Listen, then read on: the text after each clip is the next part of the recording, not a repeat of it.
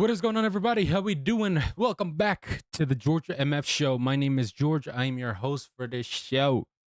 Today, you guys, we're going to be discussing a little bit about the New York Yankees wet in the bed, like usual.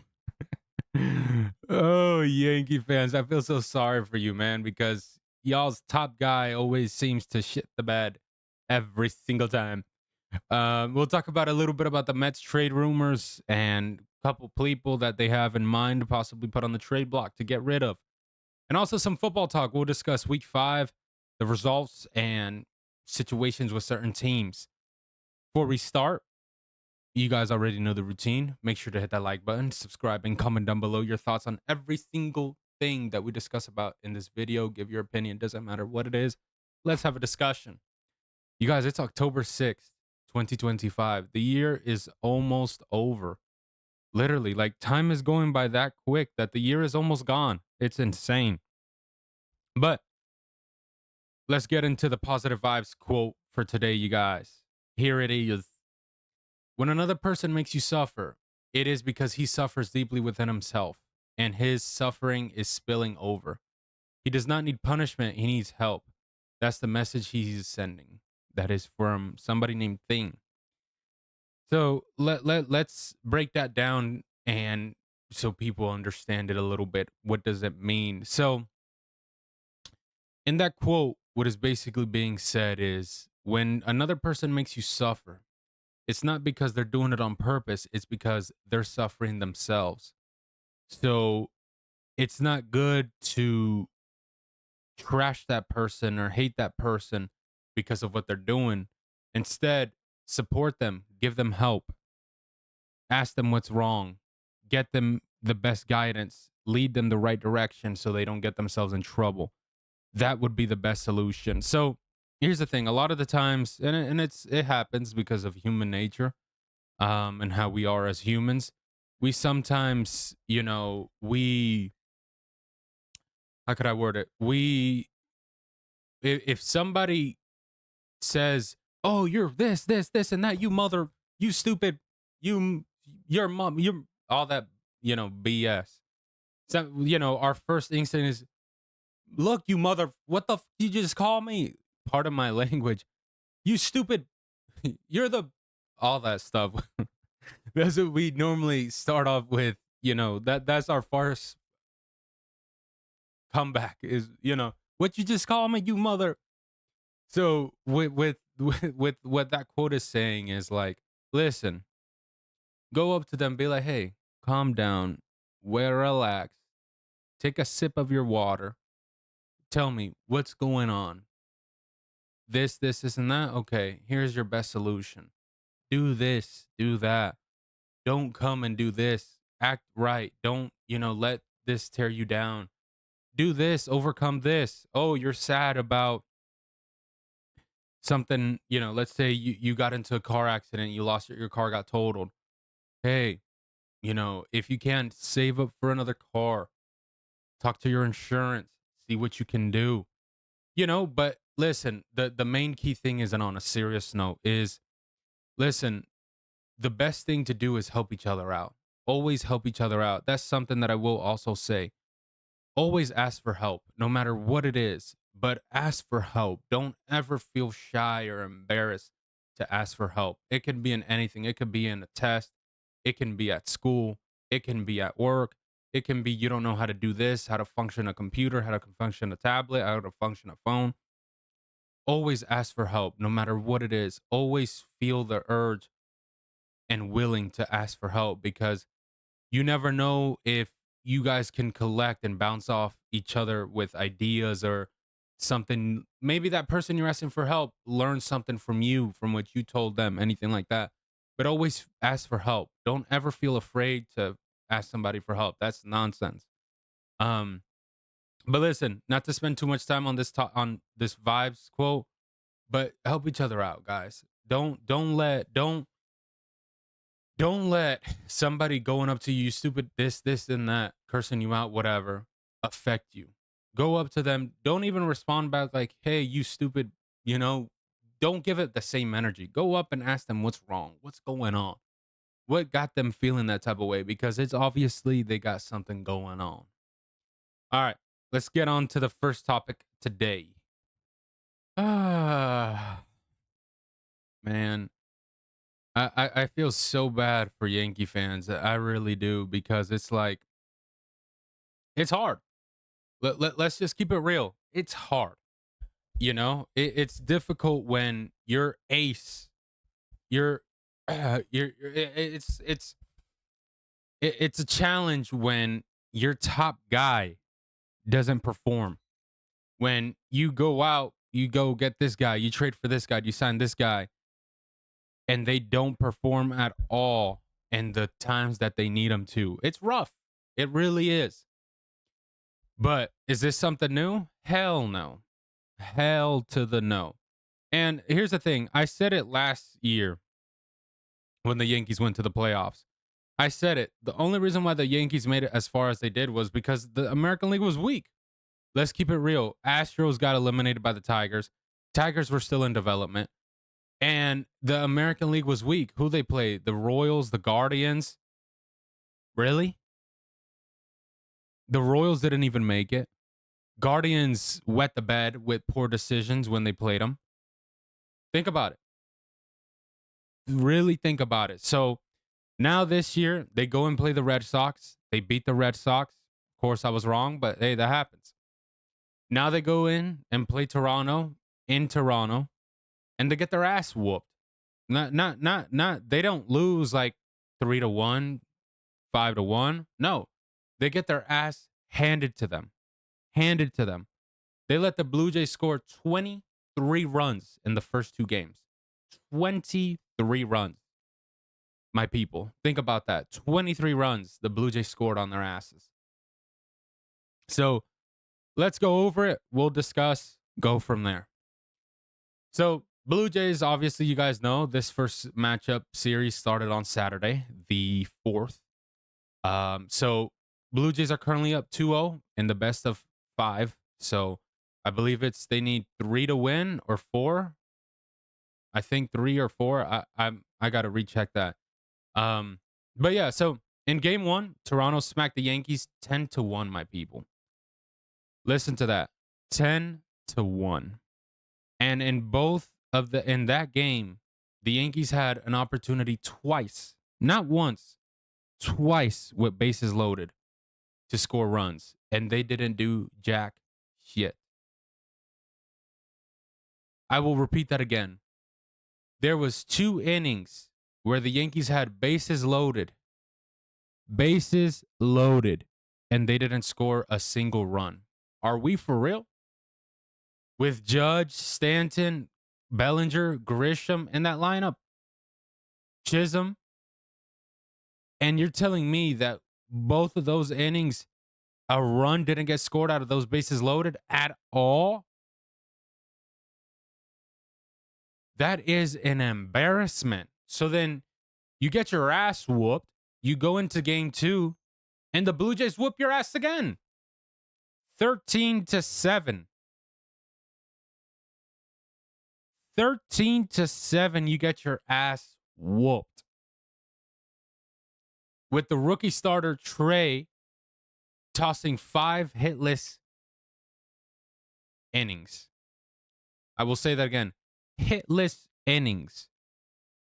And striking out 11 batters. So that means the Yankees didn't hit for the first 5 innings after they had just got their ass handed to them the day before. Bro, when are the Yankees going to step shit up? Really, when are they going to wake the hell up and fix their shit?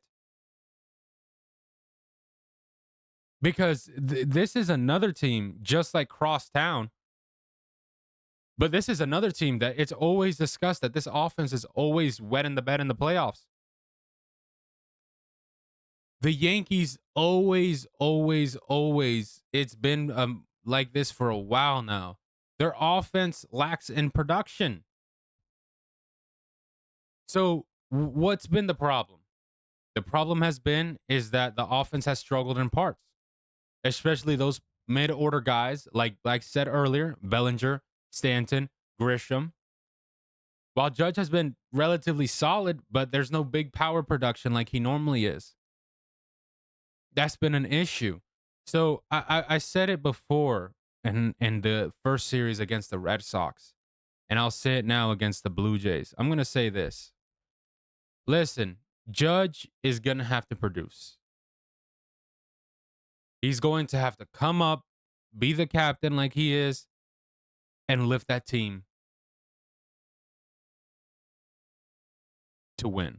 I'm telling you right now because we already saw him do a little boo boo yesterday where he fielded that ball in right field a bit awkward, didn't look pretty. But listen, because here's the thing, I'm going to tell you right now, for the Yankees to win, Judge is going to have to step it up. He's going to have to step it up and become the captain because here's the thing. Eventually, Judge is going to become that player where the Yankee fans get tired of. Why? Because the Yankees, since the 70s, 80s, whatever, since the mid 90s, whatever you want to call it, since George has been around, Yankee fans have been engraved into their skull. It's championship or bust. And eventually they're going to look at this guy and be like, hey, man, you aren't doing shit for us. Yeah, you're doing good in the regular season. But when it comes to the postseason, you play like dog shit. That's how he's going to get looked at eventually. Eventually, he's going to climb down in the lines of favorite Yankee players out of the fans because it's just when it comes to the playoffs, he doesn't perform. Let's keep it real. If it wasn't for Juan Soto, the Yankees maybe wouldn't have been where they had been last year. They may not have been because Judge in the playoffs is not productive. He is not. And it's just, I don't know if it's the pressure, but he just shits the bed. Think about that pop fly that he catches probably 162 times a year. He dropped it when it was so important in that World Series game last year. He's going to have to step it up. There's no ifs, ands, or buts. You are the captain. You are getting paid a bag for this. Prove to every mother out there that you can do this shit, that you don't need a Juan Soto. You do it in the regular season, prove it to them in the postseason. That's where it really matters. That jersey you have on, that's where they really care about it. That's where they want production. Stanton, surprisingly, don't know where he's gone. Normally, he's the guy that is carrying the team, doing good. But he's gone outer space. Bellinger has experience, also has gone outer space. Grisham, kind of expected. And then everybody else is just like a coin toss if they're going to swing the bat. Literally. And then you got Jazz Chisholm turning his back to reporters and all that while they're answering a question. Many can say, he was just probably trying to avoid from saying some stupid shit and get himself in trouble because Aaron Boone took him out. Many other people could say that was disrespectful because, you're taught since a little kid when you're talking to somebody, obviously you don't have their back turned to them. That's disrespectful. But I'll leave it up to somebody else to discuss and, give their opinion and, say whatever they want to say. But they got to step shit up because this is embarrassing. This is embarrassing. You got your ass kicked. Now, you come back home. Let's discuss for the people that know. If they win game 3, there's a game 4 in New York. Now, if they lose, that's it. It's a wrap. Now, if they win game 3 and 4, they go back to Toronto for game 5 if it's necessary. The Blue Jays have the momentum. Obviously, they're up 2-0 and have dominated offensively in the first 2 games. Now, the Yankees face an uphill battle because this is ugly. The Blue Jays win one more and it's a wrap. But here's the key things for the Yankees. Get better starting pitching outings. These pitchers need to go out there and tighten this shit up. Rodon, whoever you have up there, Luis, Max Fried, whoever. Y'all got to step this shit up. Cam stepped it up. Let's see how he does. But y'all need to do better. Because obviously pitching is what wins games. The bullpen is shaky. It is really shaky. Look at Luke Weaver. Gave up a grand slam to Vlad. It is very shaky. You have to be very productive. This is the postseason. Also, you need contributors from the lineup beyond Judge because if not, it's a wrap. Do you need players to perform? You gotta Bellinger gotta perform. Stanton, you gotta perform, man. What happened? Grisham, we gotta step it up. Jazz gotta step it up. Austin gotta step it up. Because if not, Anthony, you too. Because if not, well, it's going to look ugly in the Bronx. That's all I'm gonna say. And that bullpen, they need to straighten it out.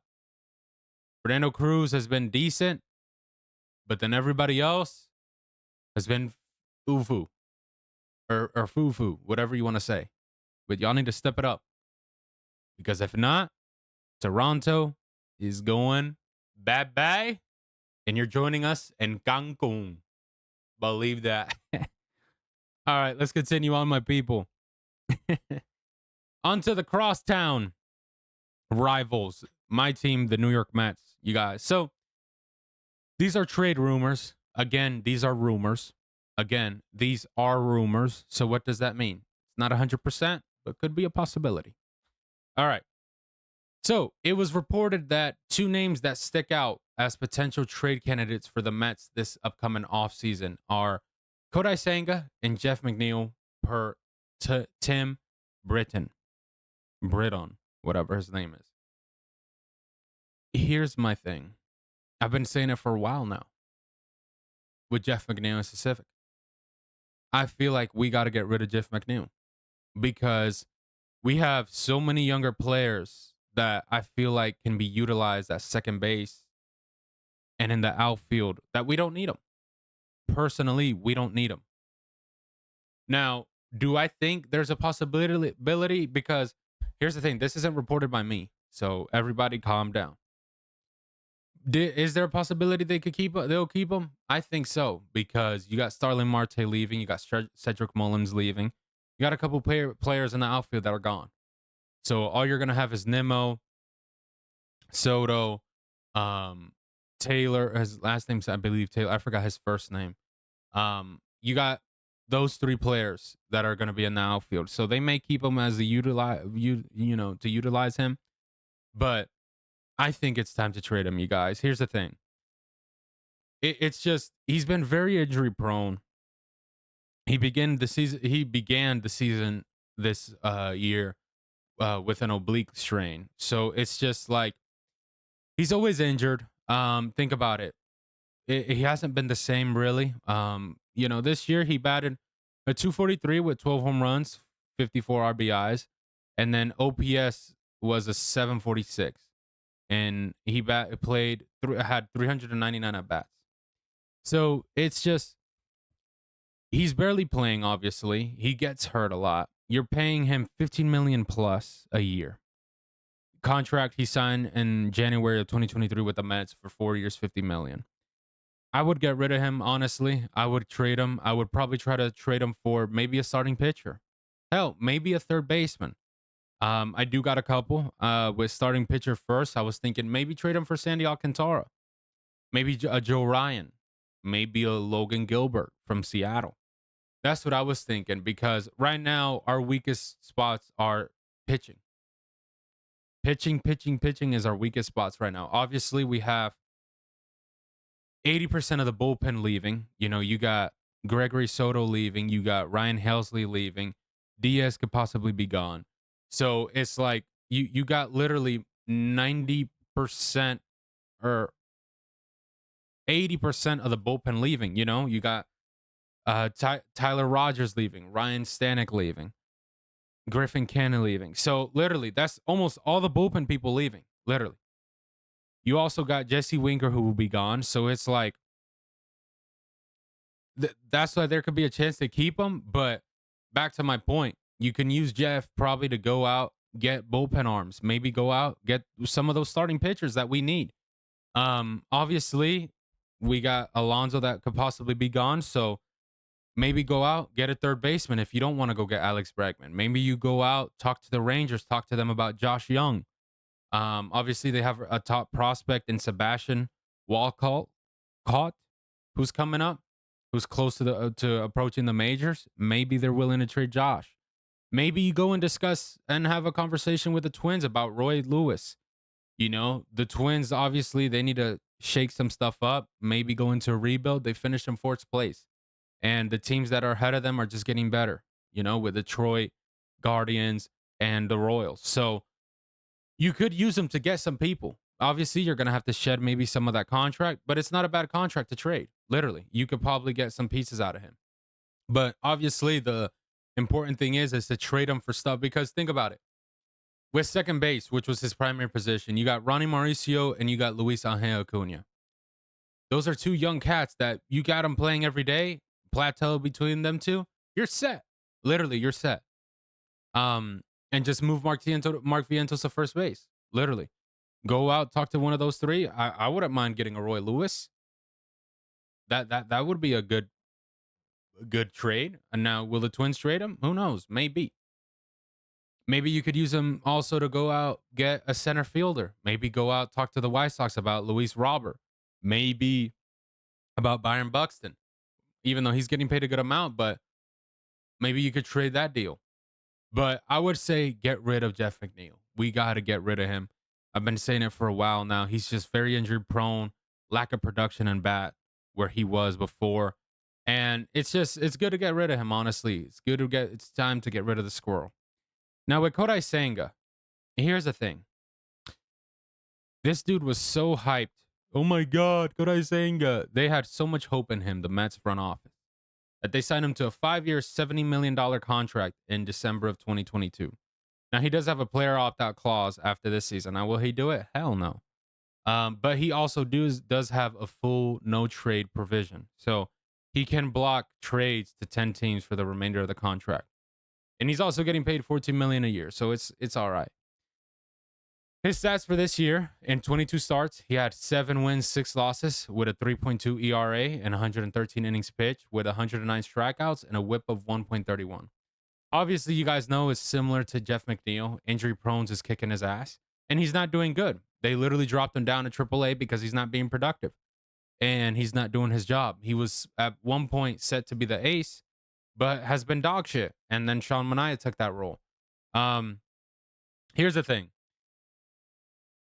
You're motivated more to get rid of him because of the options you have out there. Obviously, like I just mentioned earlier, there's so many starting pitchers that are probably going to be on the trade block. There's also a lot of starting pitchers that are in the free agent market. You know, think about it. You got Flamer Valdez, that's who's going to be a free agent. You got Dylan Cease, who's going to be a free agent. You got Zach Gallen, that's going to be a free agent. Then, like I said earlier, with the trade market, you got Senny Alcantara, Joe Ryan, Logan Gilbert. Because it's not like we need anybody crazy. We need players that are going to be productive. You know, players that are going to at least last the whole season and do well. That's what we need. You know, we already are going to have Sean Manaea. We're going to obviously miss out on Frankie Montas, but we'll have David Peterson.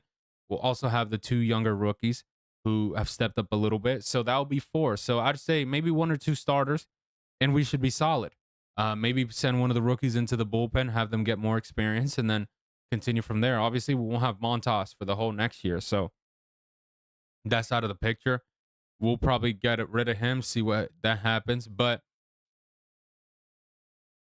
you motivated to get rid of him, obviously. I would say it's hard. It sucks because you've only had him really for 2 seasons, so or 3, I would say.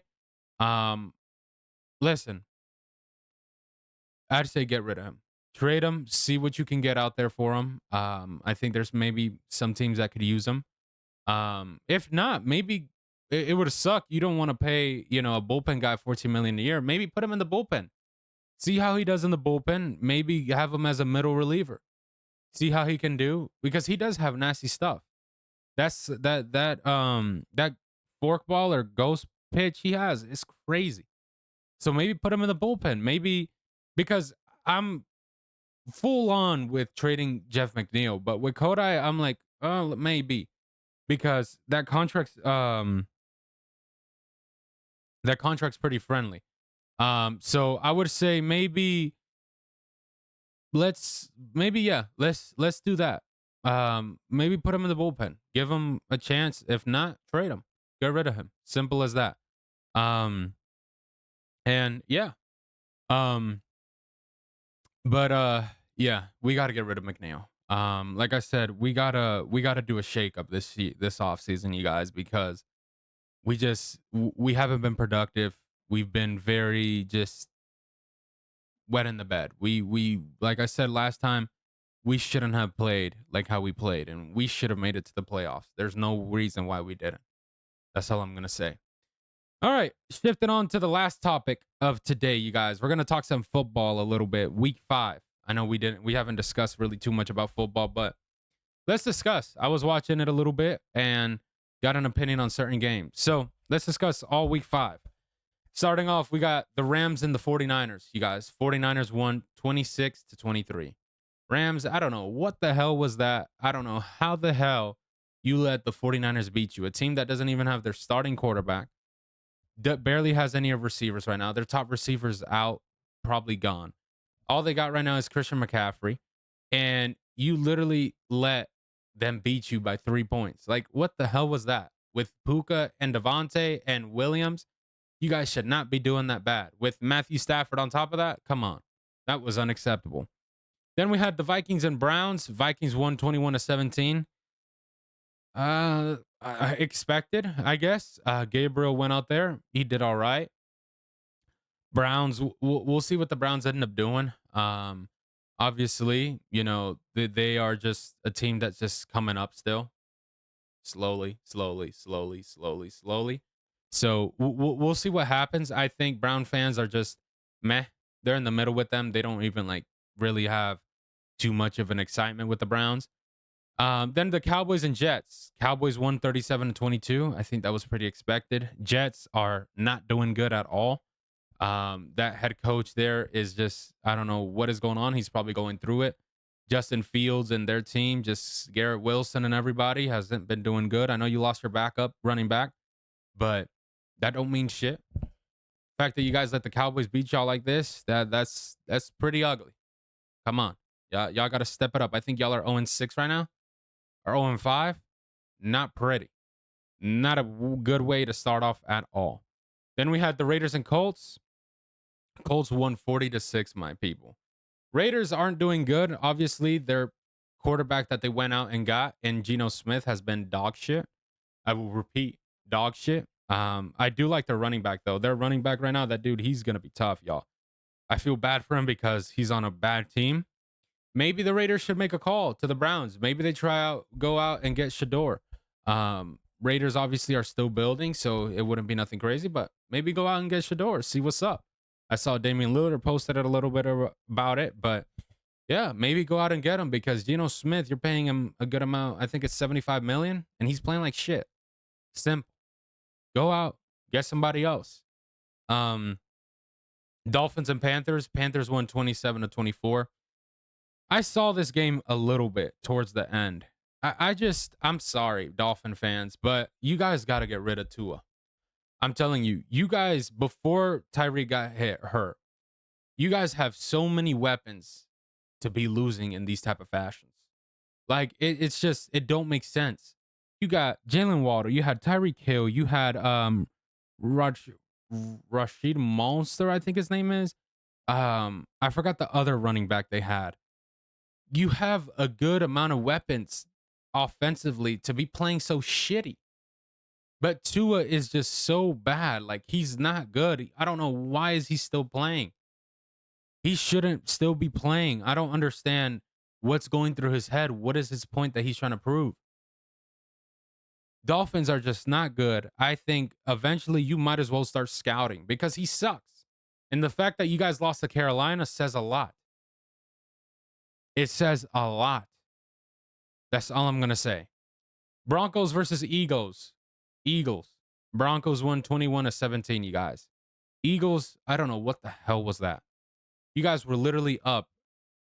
And like, I think it was 6 minutes in the fourth quarter. You let the Broncos come back and beat y'all. Y'all should be ashamed of yourselves. Literally. And it's just, I don't know what's going on with Jalen Hurts, but I think it's been going on too many times. But Jalen does not have a good connection with his receivers, you guys. I feel like this complaint has been going on since last season.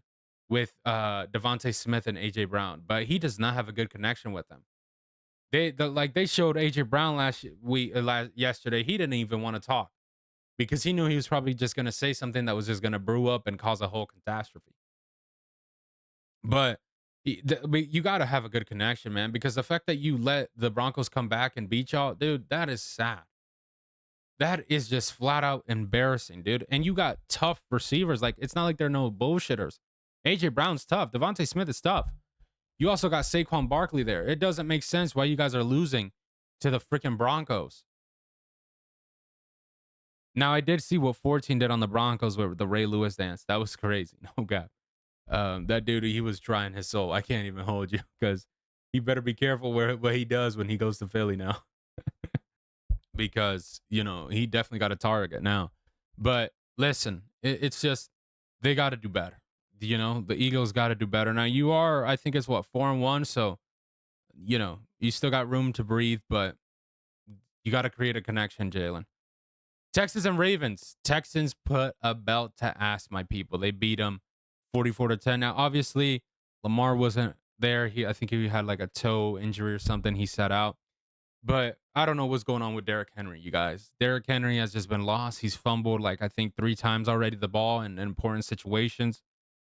It's looking ugly. The team in general is just looking ugly. Offensively, they got their tails whooped last week by the Chiefs. Now, obviously, they did have a couple players that went down throughout that game, but they're not looking pretty at all. Titans versus Cardinals. The Titans won 22-21, you guys. That game was crazy because I was actually watching that game.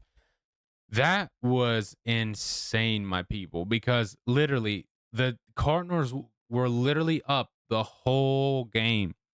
And then I think it was in the fourth quarter, everything just went down to shit, literally. So it started off, I think it was with number 31 on the Cardinals, the running back. He had just went out and exploded through and was going to score a touchdown. And before he got to the lines before the touchdown, he dropped the ball and it went out of bounds. And they wanted to kill him. I think I saw the coach like hit him or something. Like, what the fuck are you doing? You just cost us the game. Now, if you don't know, if that happens and you drop the ball and it goes out of bounds, it automatically is the other team's ball. Went out of bounds. It was the Titans' ball. They wet the bed. Titans score, I believe it was. They score, but then the kicker missed the kick. So it was like, I think 17-21. Then after that, they came back and they scored, I believe it was no, it was 19-21. And then they came back. Or yeah, it was, I believe it was they scored a touchdown. It was very weird. At first, it was an interception, and then the Cardinals player dropped it. Tyler Lockett caught it from the Titans. They scored a touchdown. I think it was 19-21, and then they came, scored, got the block. They scored the field goal. They won the game. Titans won 22-21. Cardinals fans, you should be embarrassed. That's all I'm gonna say.